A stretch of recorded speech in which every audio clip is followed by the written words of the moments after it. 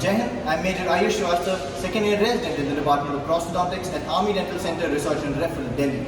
Jai Hind, I'm Surgeon Lieutenant Commander Shikha, first year resident in the Department of Prosthodontics. Jai Hind, I'm Major Ranjay, second year resident Prosthodontics.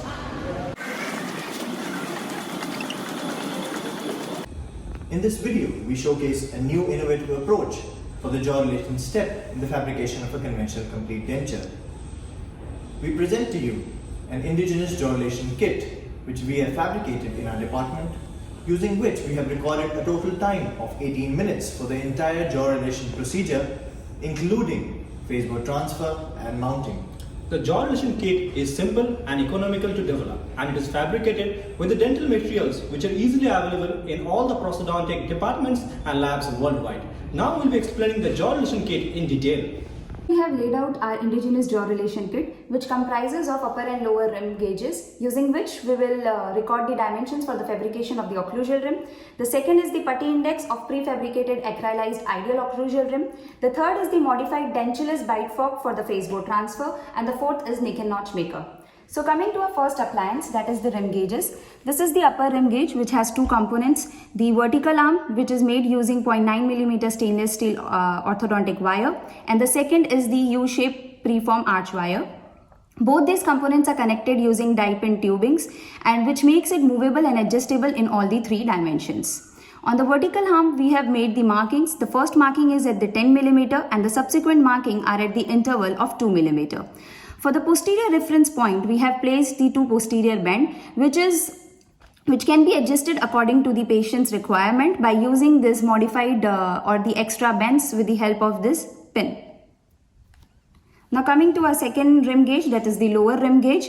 This has two components, the vertical arm and the horizontal arm. The vertical arm has been made using 0.9 mm stainless steel orthodontic wire, and the horizontal arm has been made using the preformed straight wire. On the vertical arm, again we have made the marking at the interval of 2 mm. These are the putty index. We will liquefy the wax and pour it on the putty index. Once the wax cools down, we will remove it and place it on the denture basis and modify it according to the recorded dimension, as we have done using the rim gauges.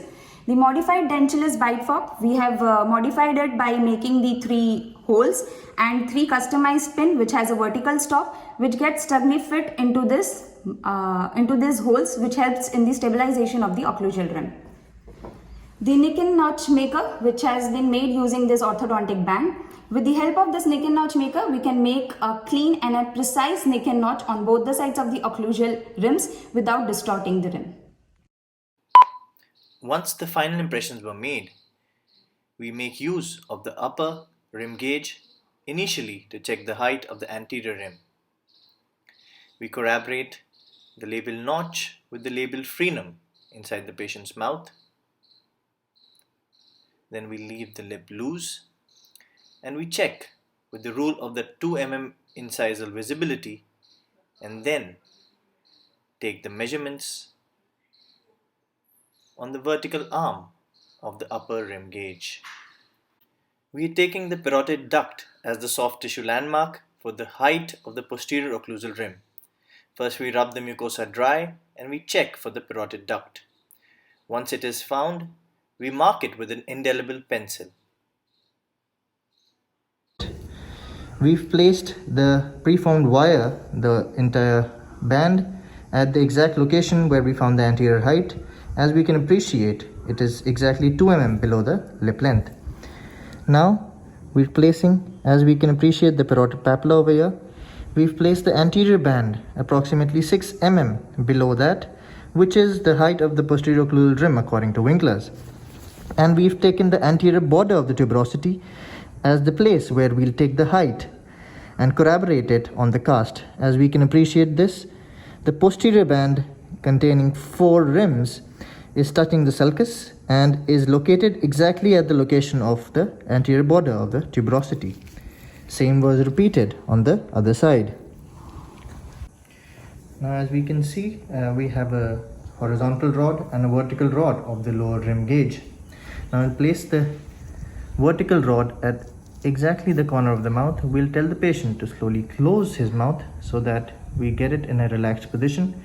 As we can appreciate, the corner of the mouth is coming exactly at the level of the topmost marking on the vertical rod of the rim gauge. So we marked the retromolar pad area and we marked the approximate 2/3 height of the retromolar pad, which will be the height of the lower posterior rim. For checking the height of the lower posterior rim, we'll lower the horizontal arm till the level of the 2/3 of the retromolar pad. Now we'll make use of the rim maker. We'll liquefy the wax and then pour it over the prefabricated rim makers. We'll remove the wax templates from the rim makers and then place them on the permanent denture base, and then will be modified according to the patient. So as we measured the heights and the dimensions of the rim on the rim gauge the other day, we fabricated the upper and lower occlusal rims to exactly the same dimensions. We place the upper occlusal rims and check for the 2 mm visibility as well as the labial inclination, which was found acceptable. We check for the parallelism of the alatragal line with the Fox plane, which was found acceptable. We place the lower occlusal rims and check for the anterior height, which is exactly at the corner of the mouth. Posteriorly, as we see, the height is exactly at 2/3 the height of the retromolar pad. Now we will be placing our modified dentulous bite fork on the rims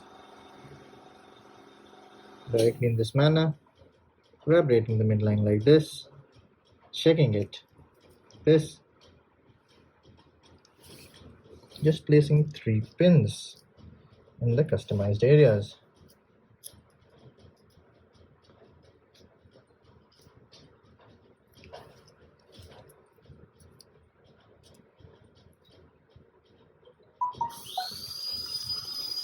Here we are ready for the phase bore transfer. We place the occlusal rims with the modified dentulous bite fork into the patient's mouth. We secure it and then place the phase bore assembly.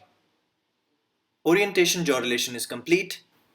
The phase bore record on the modified dentulous bite fork was then mounted on a Hanau wide view semi-adjustable articulator. So after removal of the phase bore assembly, we remove the bite fork from the rims, removing each customized pins from the 3 points of the rim.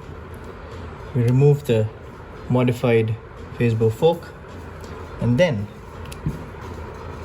as we see, the rims are totally unaltered as compared to the conventional dentulous bite fork. The vertical jaw relation was recorded. Now we'll demonstrate the use of the customized nick and notch maker, which we've made with a sharp ortho band after soldering it into a triangle. We place the nick and notch maker and then slowly run it across the width of the occlusal rim. As we see, we found a perfect triangle in the area of the notch, and we'll place a nick in the front. We'll move the nick and notch maker half the width of the occlusal rim.